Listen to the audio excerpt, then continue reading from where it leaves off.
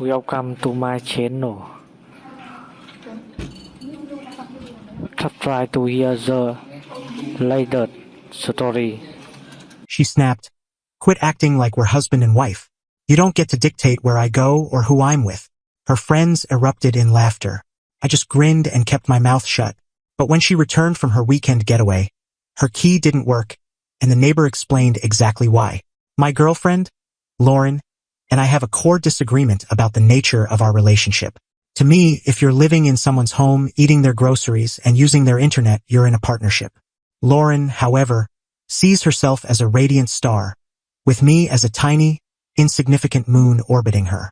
We've been together for 2 years, and for the past 6 months, she's been living in my house. My name's on the deed, the utility bills, and the little sign by the door that says The Thompsons, which she bought without consulting me. A purchase that now feels overly hopeful. I'm a laid-back guy. I enjoy my simple life. I work remotely as a freelance illustrator, have a few close buddies, and my idea of an exciting Friday night is trying a new flavor of craft beer. Lauren's the opposite. Her life is a stage, and her audience is her trio of best friends, whom I secretly call the Sirens. Their names are Qley, Madison, and, well, let's call the third one Merlot. The trouble started last weekend. I was preparing dinner when Lauren breezed into the kitchen, phone glued to her ear, already dressed to head out. She was in the middle of a loud conversation with the Sirens. Absolutely, I'm totally in, she said into the phone. A weekend trip is just what I need. No, he's not coming. Don't be absurd. She hung up, flashing a wide smile. Great news. The girls and I are off to the coast for the weekend. We leave tomorrow. This was news to me. Cool, I said, stirring the chili. Sounds like a blast. Which beach are you heading to? It was a basic, practical question, the kind any reasonable person in a relationship might ask. But Lauren looked at me like I'd asked her to solve a calculus problem in Latin. She let out a sharp, mocking laugh and turned to Qley, who just walked in. Can you believe this guy? She said, rolling her eyes. He wants to know where I'm going. Qley smirked, eyeing me like I was a piece of outdated decor. Lauren spun back to me, hands on her hips, and delivered a line that would resonate for days. Quit acting like we're husband and wife. You don't get to dictate where I go or who I'm with.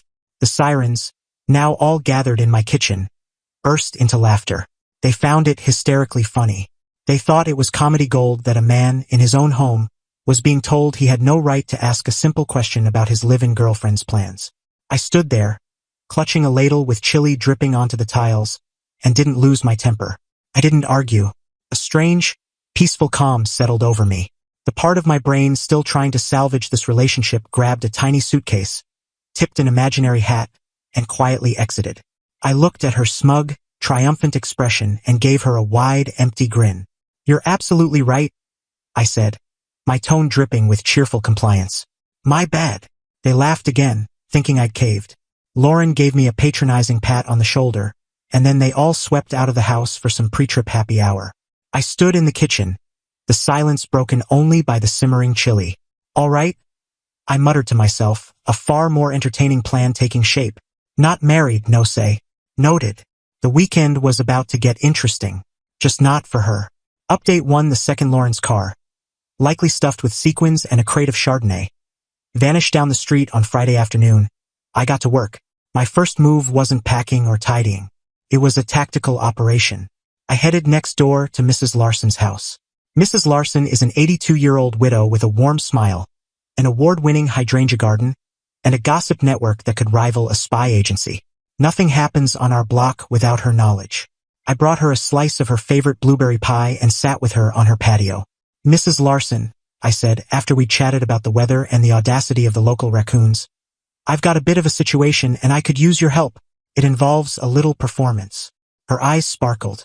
She loves a good plot twist almost as much as her flowers. I laid out the story, repeating Lauren's exact words. Quit acting like we're husband and wife. I didn't need to exaggerate. The raw truth was incriminating enough. By the time I was done, Mrs. Larson was patting my arm, her face alight with indignation. That brazen little minx, she said. Don't worry, Jake. I've got this. What's my role? I gave her a straightforward script. When Lauren returned and found herself locked out, Mrs. Larson was to act puzzled and drop a few key details. She embraced the task with the enthusiasm of a veteran theater star preparing for a sold-out show. With my ally in place, I returned home to launch Operation Single Guy Sanctuary. For 6 months, my house had been overrun with neutral-toned cushions, useless decorative trays, and abstract art that looked like a toddler's finger painting. It was time to take back my space. I didn't just pack Lauren's stuff. I organized it with flair. I grabbed boxes and a thick marker. The first was labeled casual outfits. The second, fancy attire for events I wasn't invited to. The third, my masterpiece, was glittery gowns that shed sparkles on everything I own. Her 40 pairs of nearly identical stilettos went into a box called Orthopedic Disaster. Her pile of cosmetics and serums filled boxes marked face creams and mystery lotions. By Saturday morning, every trace of her was packed. I hired a couple of movers from an app, and we hauled it all to a 10 by 15 storage unit. I paid for 1 month, a generous, non-marital gesture, I figured. With the house cleared, the real fun began. I went on a shopping spree. I rolled up the bland gray rug and replaced it with one designed like a basketball court. I sold her sterile cream sofa online and bought a massive brown leather recliner couch with a dozen cup holders. Her boring glass coffee table was swapped for a retro arcade game I found online. It didn't function, but it glowed, and that was enough. The bedroom got a makeover too. I took down the odd woven wall hanging above the bed and put up a framed poster of a wolf howling at the moon. Felt perfect. My final and most inspired move came Saturday afternoon. I visited the local animal shelter just to browse. An hour later, I came home with a 130-pound Newfoundland puppy named Max. Max was a furry, slobbering, lovable chaos machine. He immediately claimed the new couch and fell asleep, snoring like a chainsaw.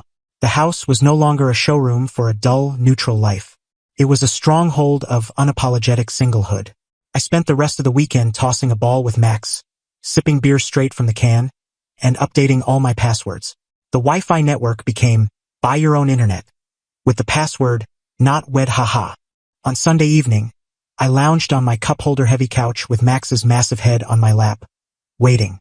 The storm was approaching, and for the first time in ages, I felt ready. Update 2 Sunday night, around 8:30 p.m., my video doorbell pinged my phone.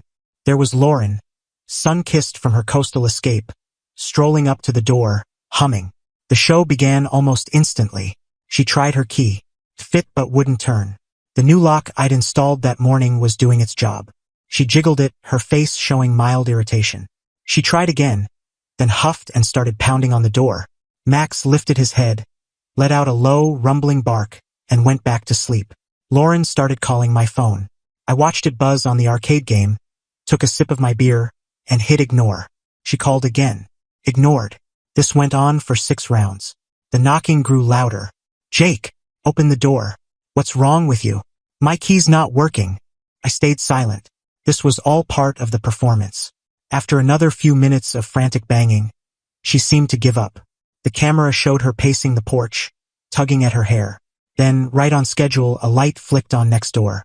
Mrs. Larson appeared in her robe, holding a gardening trowel. Showtime. Oh, Lauren, is that you?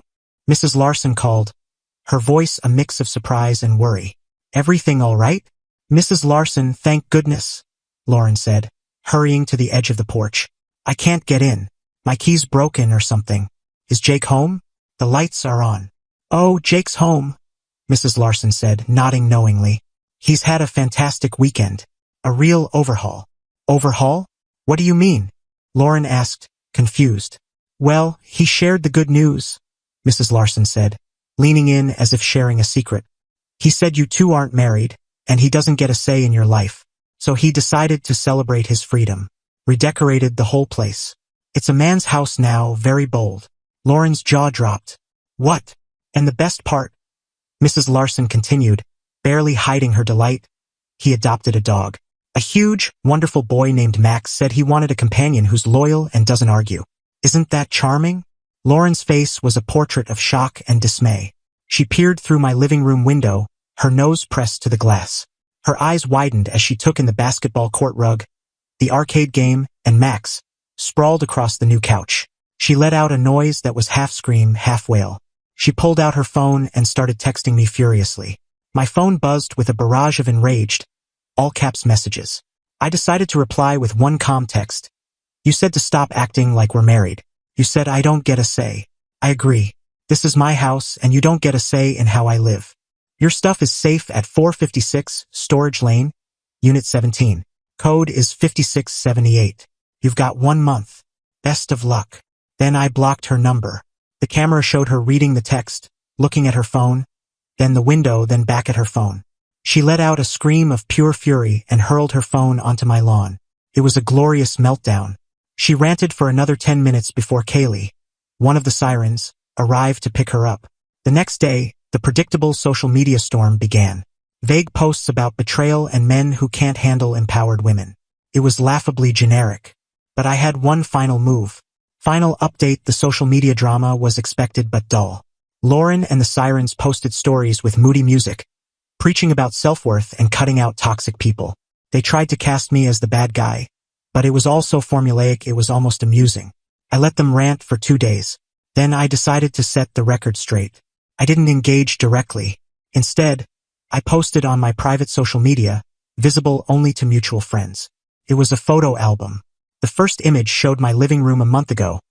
The dull cream sofa, the useless trays, the vibe of a generic hotel lobby. Caption: before. The second was my living room now.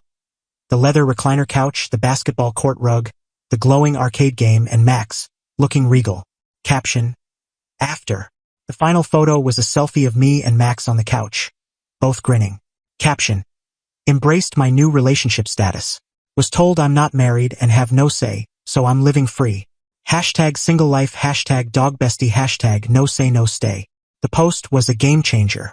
The mix of petty humor and Max's undeniable charm was a hit. My friends found it hilarious, and the story, with proper context, spread fast. People who'd initially sympathized with Lauren now saw the full picture.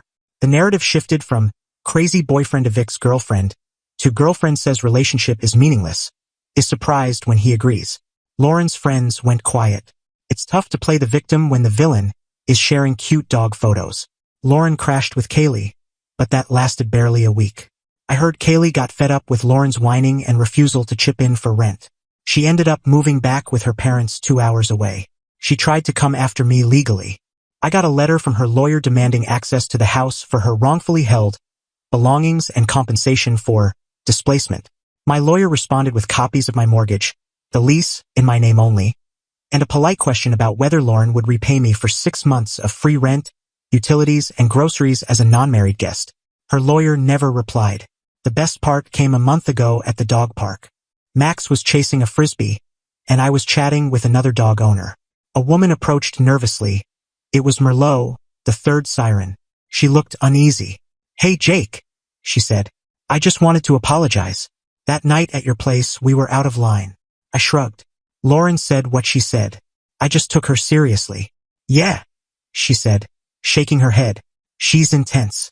She called me last week, complaining her parents are making her get a job. She blamed you for ruining her life." She glanced at Max, who was attempting to carry 2 frisbees in his mouth. "Honestly, you seem to be doing great." And she was right. I'm doing great. The house is no longer a sterile cage. It's my home. The arcade game still doesn't work, but it's a great conversation starter. Max is the best roommate I've ever had. Loyal, hilarious, and he never critiques my cooking. I learned a valuable lesson. Sometimes the best comeback isn't a complex plot. It's just listening to what people say and taking them at their word. Lauren told me who she was and what our relationship meant to her. I just agreed. She said I had no say in her life. And now, in her life, I truly don't. In mine, she doesn't either. And that, plus a giant, drooling dog, is a damn good ending.